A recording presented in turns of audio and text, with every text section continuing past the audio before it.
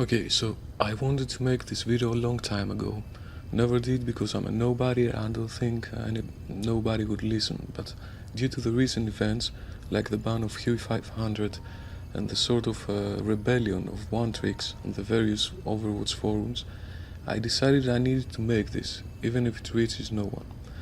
I'll be examining the One-Trick controversy to show how this relates to a deeper and most fundamental problem with Overwatch and its development team. Warning, this is probably going to be a long video, so be prepared.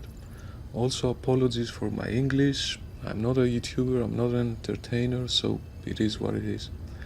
The position against One-Tricks can be justly, I believe, summarized as: one-tricking a hero can be considered poor teamwork, and this goes against the spirit of Overwatch. Therefore, one-trick should be banned or at least be punished.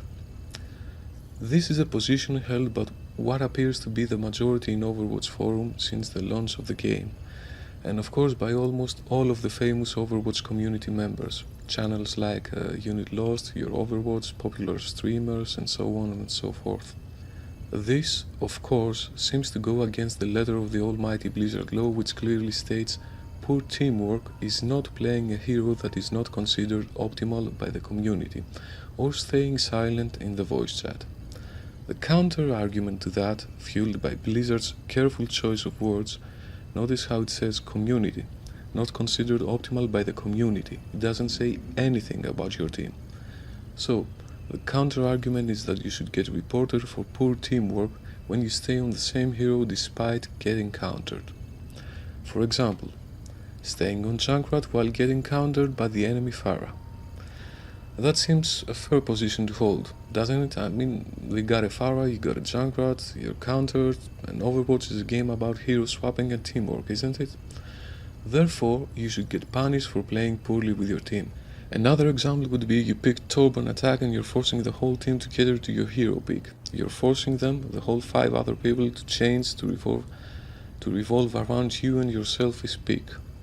This sounds like poor teamwork. Both of these sound fair, sure, so why am I defending One-Tricks? Because this mindset fails in practice and fails miserably. Let me argue why, first by bringing some more specific examples into play. Keep in mind that the vast majority of Overwatch players are ranked Platinum and below, okay? Keep in mind their game sense and how many of them actually pay attention to even the most basic of things, like the kill feed. Consider this. Picture yourself playing Junkrat on, King's Row. King's Row defense. Enemies got a Pharah. You think you're doing pretty well. You got the eliminations and damage gold medals, and apart from that, you actually believe you're doing great, despite the enemy running a Pharah. But your team is losing. At this point, I need you all to be honest and actually admit that in the vast majority of games, the Junkrat will be asked to switch, because he is countered. Fine. Let's make the example more specific by examining 2 more detailed scenarios. Same example as above, but your team is running, aside from your Junkrat pick, a Genji, a Hug, a Zarya, a Mercy and a Lucio.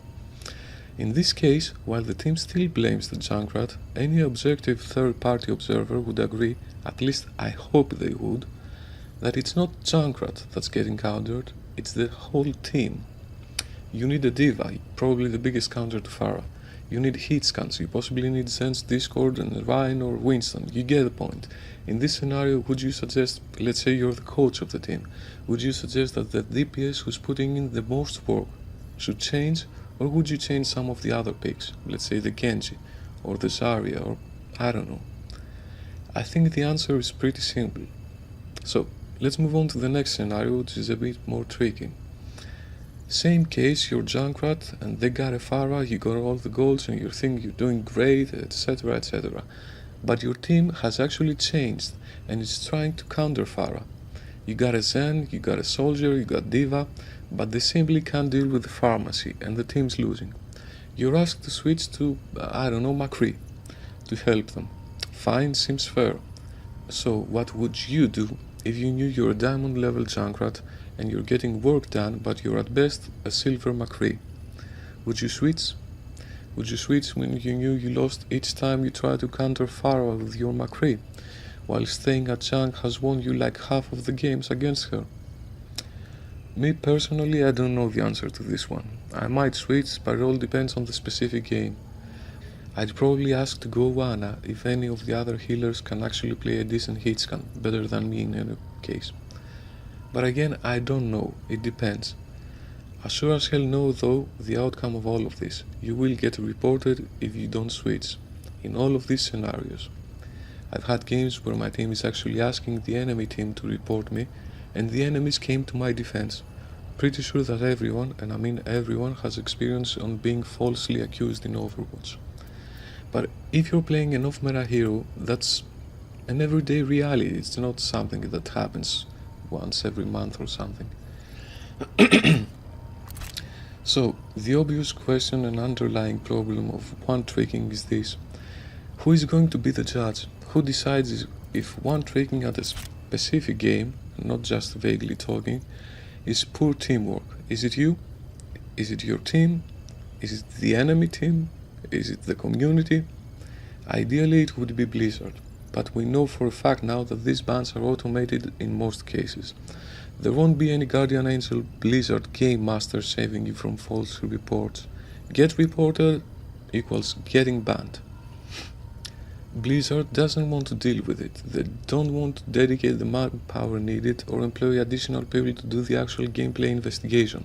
They just quote-unquote investigate the amount of reports and reply with a generic vague answer saying pretty much nothing, as showcased in Fuse ban. So it's not Blizzard who is the judge, it's your various teammates, and as they are a part of the community, chances are they hold the majority's views on hero picks, composition, strategies, etc. At this point, let me remind you some things which conveniently have been forgotten. Widow on attack is a troll pick. Tracer on defense is not a good choice. Winston is the weakest of the tanks, he needs a buff. Enemies are running triple tank, please swap off Genji and Tracer. This is Dorado attack, please swap off Junkrat. Okay, so if you're new to Overwatch or have a very short memory, this may sound weird to you. But these are the things the vast majority believed this time last year. That's several months after the game's launch and like a year after the open beta. That Widow on attack is a troll pick. That Tracer has very little use on defense. That running Winston, Tracer, Genji against triple tank, which was the meta back then, would be suicide. That running Junkrat on Dorado or even King's Row attack is pretty much throwing the game. Mind you, these have nothing to do with buffs or nerfs. Triple tank was defeated by Dive way before the Hog nerfs. Misfits, with the members of Rogue back then, did it back in DreamHack, and the Koreans, both the public ladder and the pro teams, have been using Dive before Blizzard nerfed Hog to the ground. Junkrat was established as a great pick on King's Row and Dorado, both attack and defense, well before the second mine charge. So, we now all know that all of these are utter and complete bullshit. But why do we know this? Because people tried, actually went against the popular opinion because they knew they were onto something. And they were right. The majority was wrong, they were right. If the majority could ban them back then, they would have been banned. You can clearly see that your team or the community should not at any point be the final and only judge of who's deserving a ban and who's not. That's like a popularity contest, that's mob rules, and we've seen them being factually wrong in the past. In any case, that's how change works, that's how the human spirit and human nature progresses, and you can't fault the majority for having these views, nor the minority for experimenting, sometimes successfully, other times not so. This is all healthy and fine. But what is not fine is trying to control change and innovation, trying to strictly regulate the game, try to make the players play the game as you, the developer, wants. This is unhealthy, this is wrong, and sadly this is exactly what Blizzard has been doing with the game since day one. That's why Blizzard is a one-trick pony. Now we come to the root of the problem. The most popular phrases associated with Overwatch and its gameplay is Overwatch is a game focused around hero swapping. This is what the devs wanted it to be. This is how they designed the game. This is what virtually everyone believed back in the beta at its launch. This game is about hero swapping. This is what Blizzard wants. Well, it is not. Overwatch is a team-based arena shooter game, and the only actual thing that matters is completing the objective. That's it. Stop trying to control how players will complete the objective. Implying that a simple decision, a simple hero swap will win you games is factually wrong. It's been proven wrong time and time again. Hero swap will never, ever outmatch actual skill. We've seen this. Winston counters Genji and Widowmaker? Cool. Someone please inform Shadowban and Shadow 2K. Someone tell Kefri and Flower they can't play Widow because the enemy runs Winston. They seem to have lost the memo. Pharah counters Torb and Junkrat.